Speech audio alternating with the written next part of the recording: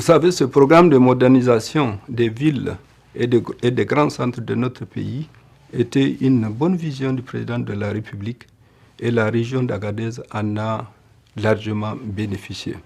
Dans la ville, il y a eu plusieurs infrastructures socio-économiques, mais qui peuvent s'étaler aussi aux aspects culturels et sportifs.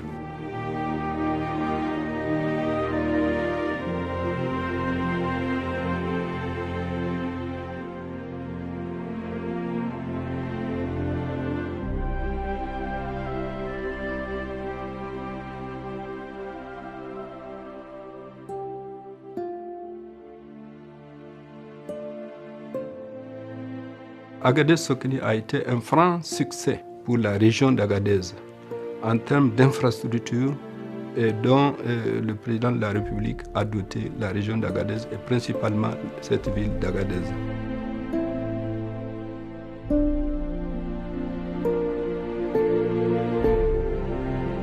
Wannan abu za mu yi murna da shi mai alfahari kuma ya zan dole daga gare mu.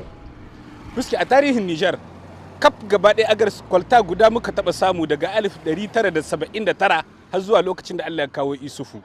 Yau sai ga mu kaɗe banda na Sokani da an ka samu sai ga mu Vuari Urban mun tashi sama ga kilomitar 10 wanda ya shafi sama ga hanya 7 a cikin garin Agadez.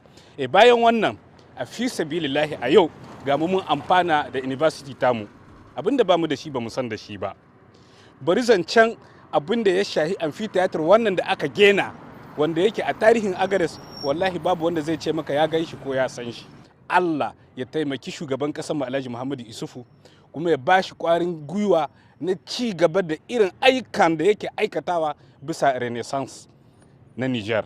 Ga matsayin mu na mazaunan garin Agadez muna da babban farin ciki bisa wanga abu da aka muda Agadez kowa wanda ya sani akwai mutanen da suka zo Agadez a da a yanzu sai sun bace ba cikin garin Agadez mazaunan Agadez babu irin matakan godiya da suke nisa bisa infrastructure an yi su Agadez ga eclairage ga hanyoyi ko da mutane ba su san famfo ba yanzu babu sai famfuna duk gidaje ko ina an sa. La ville d'Arlit depuis sa création a toujours dépendu en tout cas des sociétés minières en place quant à leurs besoins en eau potable. Et vous savez, tellement la population croît, le besoin croît, plus d'une décennie, et ces sociétés n'arrivaient plus, en tout cas, à faire face aux besoins réels donc des usagers de la ville d'Arlit. Et Dieu merci, avec ce gouvernement, en tout cas, la ville d'Arlit a bénéficié d'une adduction d'eau potable propre, en tout cas à la ville. Un réservoir de 1000 m3 et une vingtaine de kilomètres de réseau. La ville d'Arlit aujourd'hui, grâce à cet investissement, on n'a plus de problèmes et les gens ont de l'eau en permanence.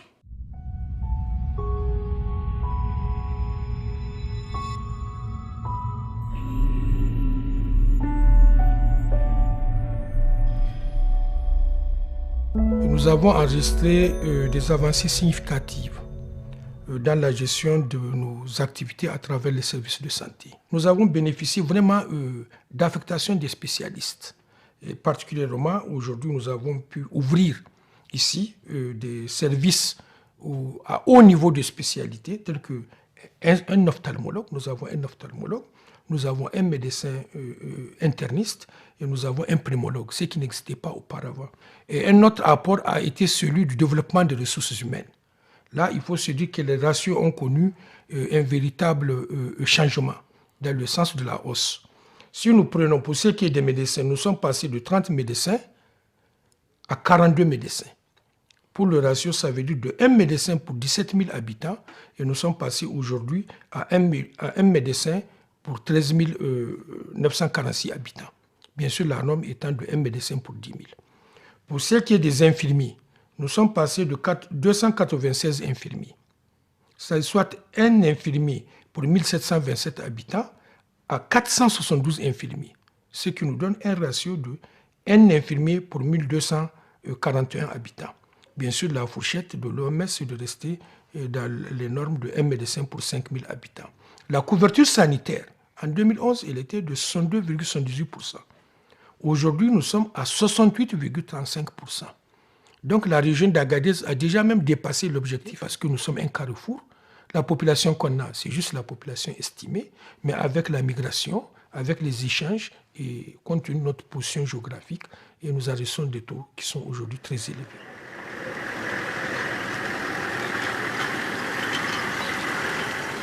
Agadez étant le point de passage privilégié des migrants illégaux, irréguliers, nous avons dû donc, en application de la loi 2015-036, nous avons dû faire un travail acharné qui a donné de très bons résultats. C'est à mettre au compte donc des forces de défense et de sécurité, mais aussi à la mobilisation des populations. Des efforts faits à l'endroit de défense et de sécurité, donc parlant de la sécurisation des personnes et des biens de notre région. À ce propos, les investissements massifs, les équipements également suffisants, les approvisionnements ont permis aux forces de défense et de sécurité d'être équipées et de mener à bien leurs tâches de sécurisation des personnes et des biens sur toute l'étendue du territoire régional. Le levier de développement d'un pays, tout simplement, c'est l'éducation. Et le président pèse de tout son poids maintenant pour accompagner les enfants des zones nomades, par exemple à Agadez. Donc là, il n'y a pas de problème dans tous les cas. Nous avons eu beaucoup de bourses maintenant pour ces élèves. Nous avons 2 cohortes, donc là, des élèves qui ont, par exemple, une première cohorte de 250 élèves. Les familles d'accueil reçoivent 45 000 francs par mois. L'élève, 12 000 francs. Le CODES, 50 000. Le directeur donc, pour son rapport, à 20 000 francs par mois. Et ce qui est bon encore, les pécules, les salaires sont payés à terme échu.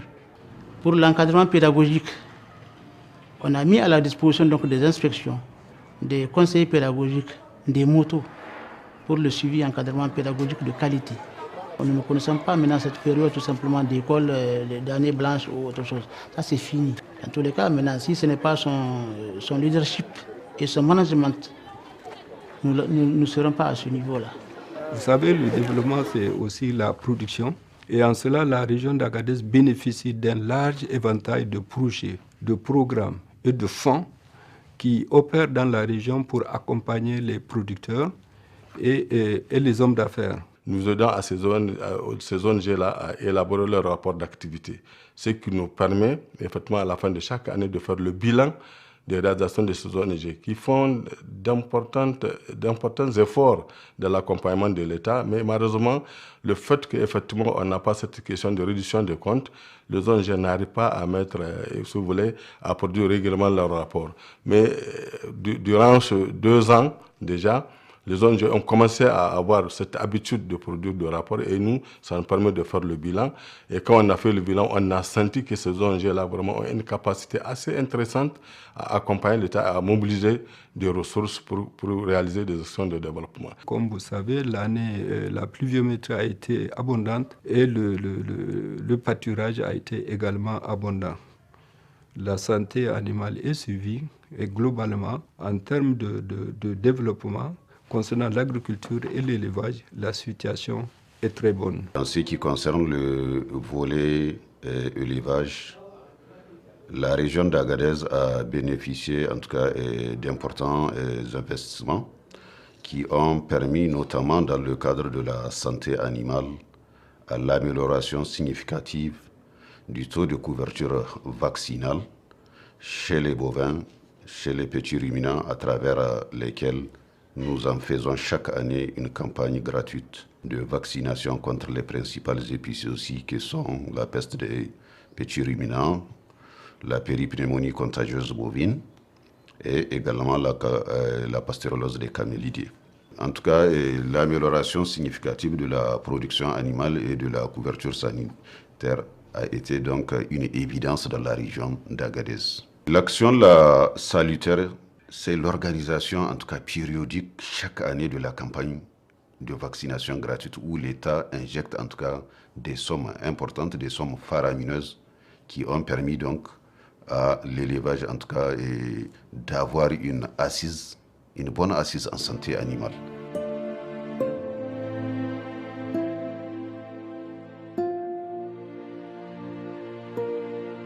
vous prenez la culture de l'oignon, nous avons en 2011 427 hectares. En 2018, nous avons 3050 hectares. Donc vous voyez vous-même que vraiment c'est en progression. Et c'est pour cela que les productions des cultures irriguées obtenues en 2011 s'élèvent à 15 000 tonnes, comparativement à cette année où on a eu 143,026 tonnes. Donc vraiment c'est en progression. Tous ces résultats forts très satisfaisants enregistrés, c'est grâce à l'importance et la qualité des intrants apportés par l'État.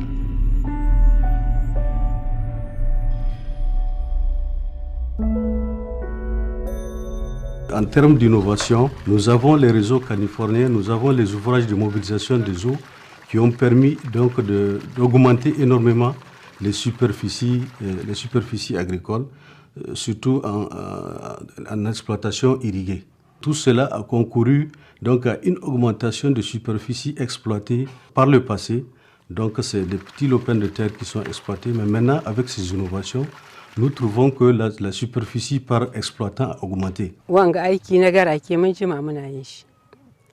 Da kala a gargajiyance ne muke yin shi, ba mu samu tallafi ba, amma yanzu da muka samu tallafi alhamdulillah. Ka san da in muka sako ruwa ƙasa ce take shan su, amma yanzu an ba mu yi karuwan sai muna samun sauƙin zuwa su. Alhamdulillah wanga tsari na shugaban ƙasa na ɗan Nijar ya ci da ɗan Nijar mun samu karuwa cikin shi kwarai. Mun koya abin da mu sani ba, mun samu farmasiyon, mun samu waye kai. Ai da rayuwarmu mu da kanmu mun san rayuwarmu da mata da yara da 'yan garake ba haka take ba. Amma yanzu rawa ta canza. Kowa kansa ya waye, kowa wahala ta mishi sauki.